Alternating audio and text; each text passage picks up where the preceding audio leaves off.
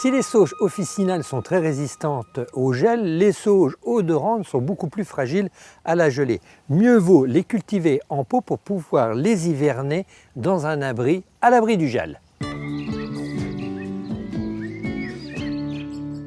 Voici deux sauges odorantes. La sauge des marais, dont le feuillage est très piquant, avec des fleurs bleues butinées à l'automne et notamment par les papillons, le grand paon, et la sauge Golden Delicious, très décorative pour son feuillage jaune et aussi ses fleurs rouges au cœur de l'été. Son feuillage est parfumé au goût d'ananas.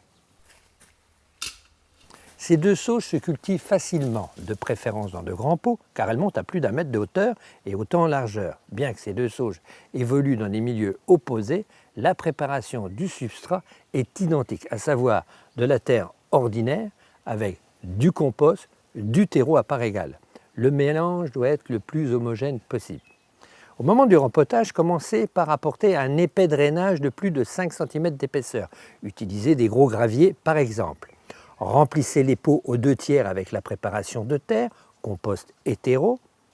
Commencez par dépoter la sauge des marais, posez la motte sur le substrat, complétez avec le mélange jusqu'en haut du pot, mais en prenant soin de conserver une jauge de 5 cm.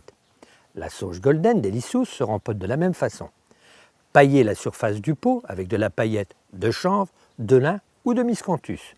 Le paillage est indispensable pour maintenir la fraîcheur en période chaude et sèche. Sous les deux pots, glissez une large soucoupe pour récupérer l'eau d'arrosage ou de pluie, avec une sérieuse différence. C'est-à-dire, sous le pot de la sauge des marais, on va pouvoir conserver l'eau. Au moment où on va arroser, l'eau va pouvoir y séjourner, même s'il y pleut beaucoup. En revanche, sous l'autre sauge qui veut un sol bien drainé, il faudra obligatoirement retirer l'eau de la soucoupe de la sauge Golden Delicious.